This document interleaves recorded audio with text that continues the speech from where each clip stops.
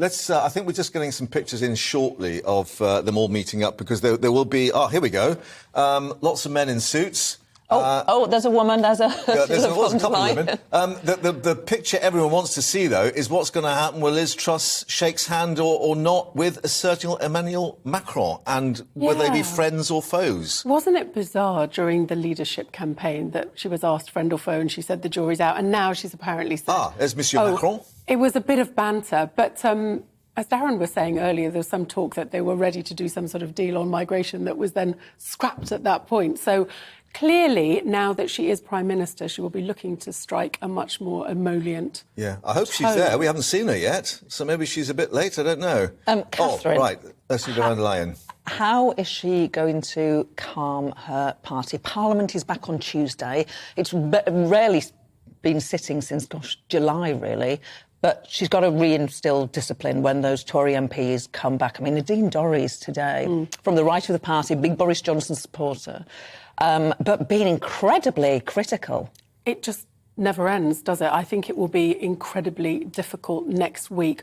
Obviously, they are now away from conference. They're not all together. They're not speaking at fringe events, saying whatever comes into their head.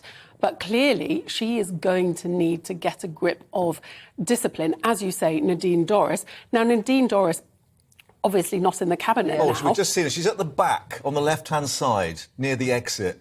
And these things are very political, aren't they? But they're very political. The sort of position that you get in these photographs is political in itself. I mean, you'd want to be at the front, wouldn't you? Or at least in the middle, maybe, with the other big powers, Germany, France, and so on. But because this is not an EU gathering, let's explain that to viewers and listeners. So there's 44 states there, including Turkey, Balkan states. It is the EU plus all countries in Europe, basically. Yes. And it is President Macron's baby. Fundamentally, this European political community that he wants to bring all of the countries of Europe together, whether they're in the EU or whether they're not, and to work towards unity, obviously over Ukraine, obviously to do with energy security. And it's a good opportunity, obviously, if you've got 44 leaders together, how much you're going to decide. But to the side of that, there'll be one-on-ones, and it's a great opportunity for Liz Truss to build some bridges and look statesman-like.